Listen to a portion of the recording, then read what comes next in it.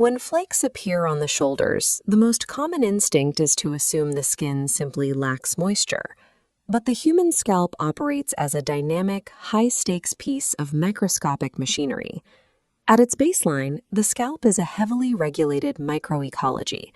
It is maintained by a continuous chemical dialogue between host tissues, glandular secretions, and vast populations of resident microbes. Severe dandruff and progressive hair loss represent active, driven system failures.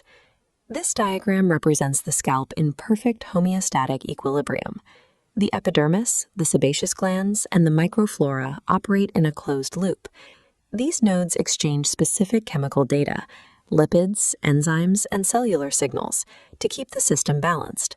The host tissue expends a massive amount of metabolic energy to maintain this exact configuration.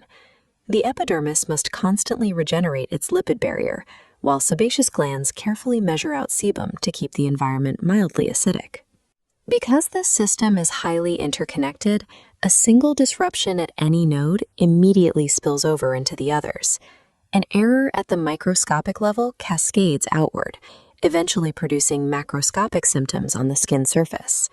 Clinicians track these system crashes by measuring transepidermal water loss. When the epidermal barrier is compromised, it loses the physical ability to trap moisture inside the skin, signaling that homeostasis has collapsed. To correct these failures, we must trace the exact pathophysiological pipelines of these conditions.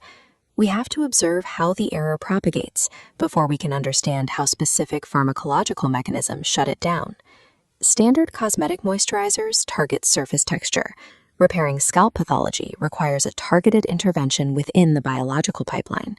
To understand the origin of seborrheic dermatitis, the chronic inflammation that causes severe dandruff, we look directly at the microflora. Two specific lipophilic yeasts, Malassezia restricta and Malassezia globosa, live on the human scalp. Because they cannot synthesize their own fatty acids, their survival relies entirely on consuming the host's sebum. This chart breaks down the yeast's metabolic intake phase. Sebaceous triglycerides feed directly into the fungal process. The yeast secretes extracellular lipases, which actively hydrolyze or chemically break down the incoming host triglycerides. This generates a split output. The yeast consumes saturated fatty acids for energy, but rejects unsaturated fats. The primary rejected fat is oleic acid. Left behind, this specific unsaturated fatty acid acts as a highly toxic, irritating variable. This accumulated oleic acid easily penetrates the uppermost layer of the skin, the stratum corneum, exploiting the already weakened barrier. Once beneath the surface, it triggers an aggressive, localized inflammatory cascade within the deeper epidermal layers. The host immune system detects the irritant and attempts to physically push it out. This is a state machine mapping cell turnover. Under normal conditions, an epidermal cell takes roughly 28 days to travel from the basal layer to the surface. But when the oleic acid variable strikes the system, that cycle is accelerated into a rapid, tight transition loop. The cells hyperproliferate, stacking up and shedding as visible, macroscopic flake clusters. Dandruff is an active micro-ecological feedback loop driven by pathogenic lipid degradation. Water alone cannot solve it. Once the pathology is mapped, engineering its shutdown becomes a matter of intercepting the chemical sequence. Effective clinical treatments do not unilaterally cure flaking. Instead, they act as highly specific, localized inhibitors that blockade isolated nodes within the yeast's biochemical pipeline. Looking back at the pipeline, we deploy ketoconazole. This broad-spectrum imizazole acts as the primary intervention for fungal overgrowth. It inhibits an enzyme called lanosterol 14-alpha demethylase. Without this enzyme, the yeast cannot synthesize cell membranes, and the population crashes. An alternative intervention is zinc parathione, which approaches from a different mechanical angle. Instead of blocking internal enzyme synthesis, it physically depolarizes the fungal cell membranes.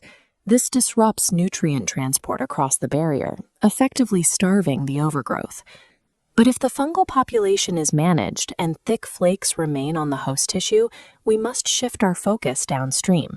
This requires an entirely different class of intervention, salicylic acid. Salicylic acid acts strictly on the host tissue as a keratolytic agent. It chemically dissolves the intercellular desmosomal bonds, the microscopic glues holding the hyperproliferated skin cells together. Once those bonds snap, the thick flakes easily wash away, clearing the barrier. Clinical management demands diagnosing the precise location of the biological failure. Only then can you deploy the exact chemical agent required to interrupt that specific corrupted node. Moving past the surface epidermal flaking of seborrhea, we examine the deep structural degradation of the hair follicle itself. Progressive hair loss, clinically known as androgenetic alopecia, is a disrupted cellular state machine that controls growth phases. This state machine maps the healthy follicular life cycle. A single follicle cycles smoothly through active growth, regression, and rest in an endless loop. The anagen phase is the active growth baseline, maintained by continuous signaling from dermal papilla cells at the root space. The condition of androgenetic alopecia is driven by a single pathological input. An enzyme known as 5-alpha reductase converts systemic testosterone into a concentrated androgen called dihydrotestosterone, or DHT. DHT acts as a rogue signaling variable within the system. It binds to receptors on the follicle and forces the dermal papilla cells to prematurely abort the anagen phase, driving the follicle rapidly into regression.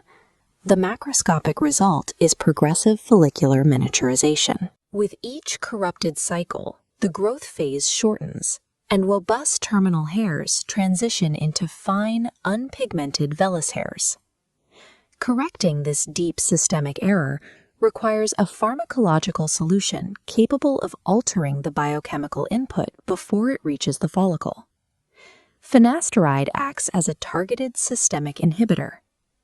By explicitly blocking the 5-alpha reductase enzymatic conversion in the tissue, it prevents DHT from forming in the first place, allowing the follicle to remain in the anagen state. Structural hair loss is a highly predictable deviation in the follicular life cycle. It is resolvable only by directly neutralizing the rogue hormonal input that forces the state transition error. We can now zoom out to observe the entire architecture of the human scalp operating simultaneously. In this model, pathogenic variables cascade rapidly.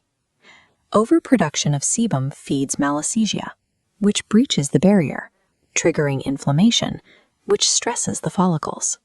System optimization requires deploying targeted pharmacological agents to purge these pathological loops, restoring smooth transitions across the entire biological architecture.